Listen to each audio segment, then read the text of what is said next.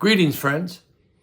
I'm coming to talk to you about how you can be a pleasant, sweet aroma to the Lord. I'm reminded of the Old Testament passage in Leviticus chapter 2, verse 6. It says, the sacrifice to the Lord is sweet aroma to him. And so there's a sweetness in this when it goes up to the Lord. It gets his attention. And there's a Bible passage that talks about you and me being sweet aromas to the Lord. And it's found in 2 Corinthians chapter 2. I want to read verse 15 and 16. 2 Corinthians chapter 2, 15 and 16. It says, for we are to God the fragrance of Christ. The fragrance of Christ among those who are being saved, among those who are perishing. So what that implies in that first verse is that our Christian life, living and loving the Lord and letting the love of the Lord flow through us, is a sweet fragrance to the lost world. I'm reminded of Jesus. He says, what's the greatest commandment? Love the Lord your God with all your heart, soul, mind, and might. Love your neighbor as yourself. And so Paul is writing to the Corinthian church saying, look, your testimony is going to be sweet in the way you live your life. If you live in love and not hate, if you live in peace and not worry, if you live in hope and not fretting or despair, you're sending a message out to the world, but it's sweet aroma to God. Let me read that again.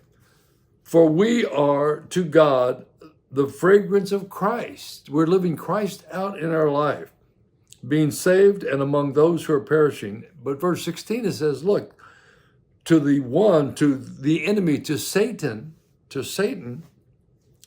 we are an aroma of death leading to death. An aroma of death leading to death. And to another, the aroma leading to life. And who is sufficient for these things?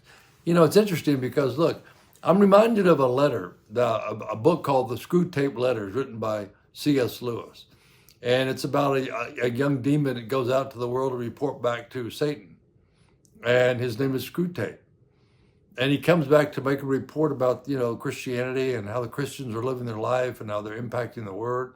And Satan says something very interesting. He says, can't you just smell their stench, the stench of death?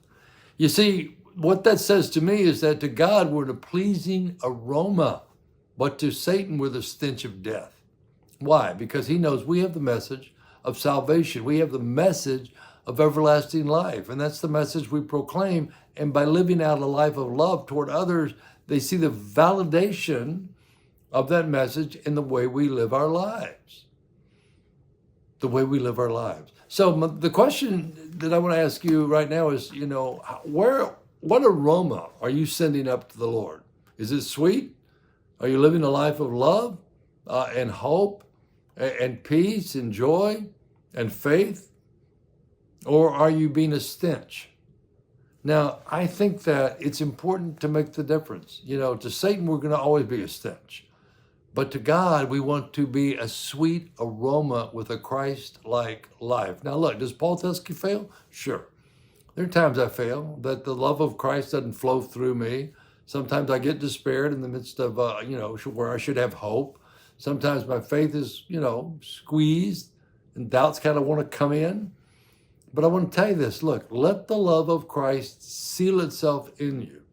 That in your life you can live it out as Christ does to be a sweet aroma to God and the stench of death to the enemy.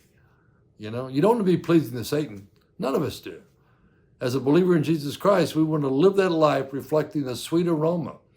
And it reminds me that even in the Old Testament, in the book of Leviticus, the sacrifice is a pleasing aroma to the Lord. And your sacrificial life, where you live for Christ, is a pleasing aroma to the Lord. I hope this has been helpful. Look, it's important to understand that God sees all, knows all, hears all. And the onus is on each of us as followers of Christ to allow the love of Christ to flow through us, that we can be a sweet aroma to the Lord and every day be a stench of death to the enemy. Hey, I really want to hear your comments on this. Please hit that comment button right now. Reach out. Go to my Facebook page. That comment button, I answer comments. I get prayer requests in. Also, paulteskyministries.com is my email, and also my Facebook, my social media page. You can go there and hit the prayer button and share prayer requests with me, and I'll get back to you on that. And again, I'm doing this for you because I want to kind of elevate you and give you some enlightenment and help you understand the fullness of God's love for you, and encourage you to let the fullness of God's love flow out of you, that you can be a sweet aroma on a regular basis to the Lord above. Amen? Amen. So go in peace and serve the Lord. And all God's people said, amen.